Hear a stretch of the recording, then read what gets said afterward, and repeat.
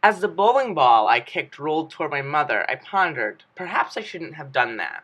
But being 16 and starting my new job that day, I was flogged with emotions, which were eventually projected into my leg, which was eventually projected into that bowling ball. My dad jumped at me to bring me to the car, much like police at hostages after their release. My ride to work that day felt as O.J. Simpson's ride to the penitentiary. My arrival to work may have differed slightly from Mr. Simpson's arrival, for mine was at an amusement park, but still, his and my modes of thought must have been similar, guilty, embarrassed, and ashamed. Uh, After work that day, I triumphed out of the main gate. The loud and obnoxious clown music began to soften. The parking lot, where I remember seeing a plethora of minivans and screaming children earlier that day, was unexpressed and noiseless.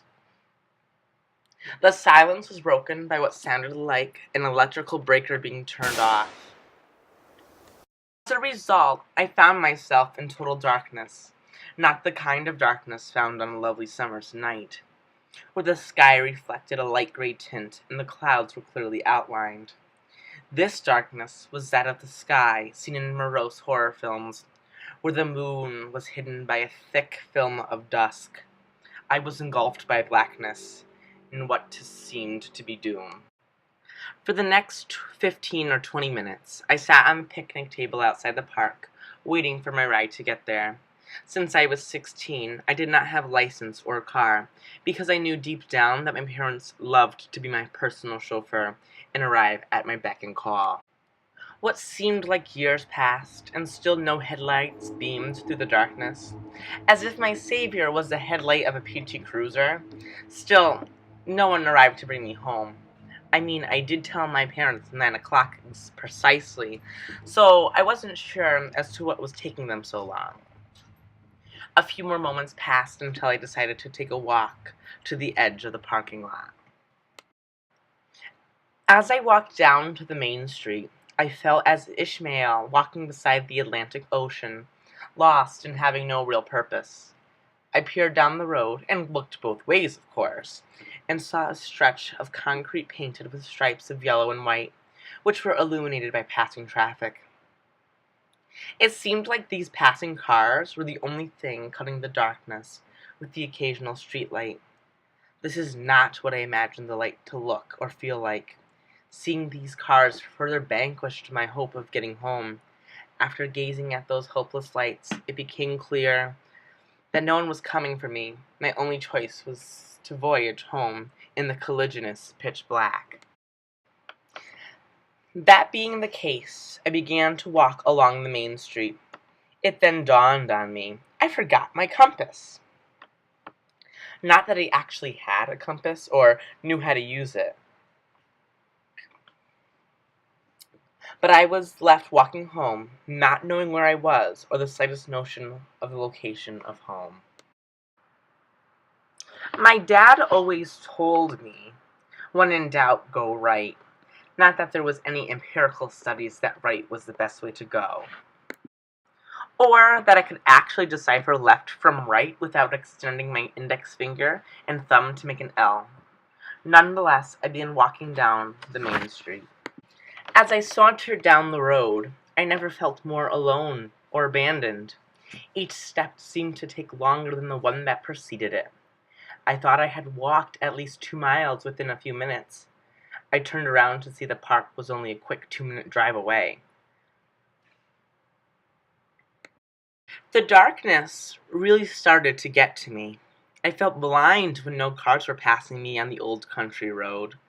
Noticeably, I didn't have any perception of distance, since my entire field of vision was black as coal.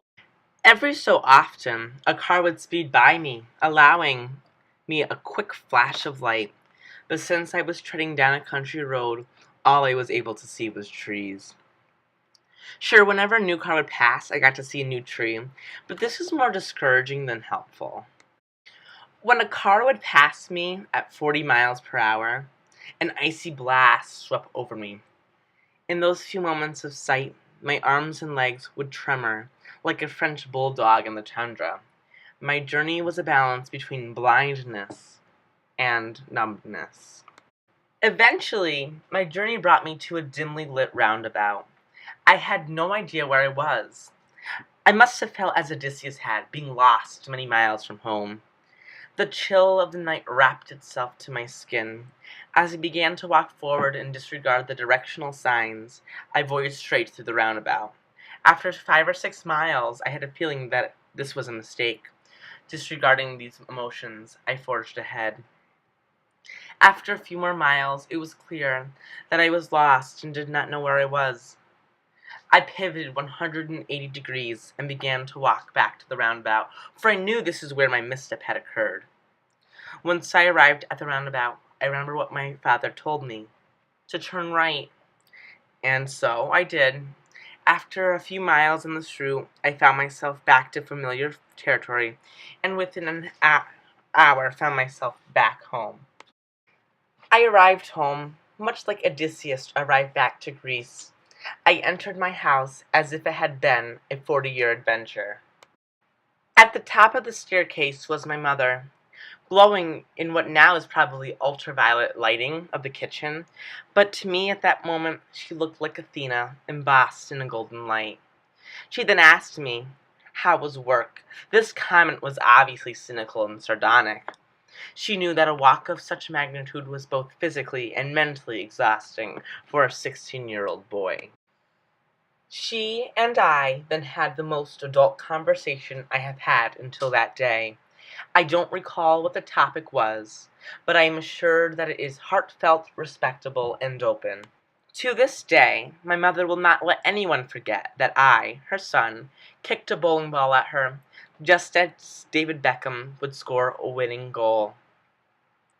If anyone were to ask her about it, she would be just so kind to remind them that this was not the only time I assaulted her. This was obviously her trying to humanize an otherwise reverent human being. Obviously, my actions earlier that day reaped some consequences, and in the end had an extremely pedagogic lesson for myself, and more importantly, not to kick a bowling ball at one's mother.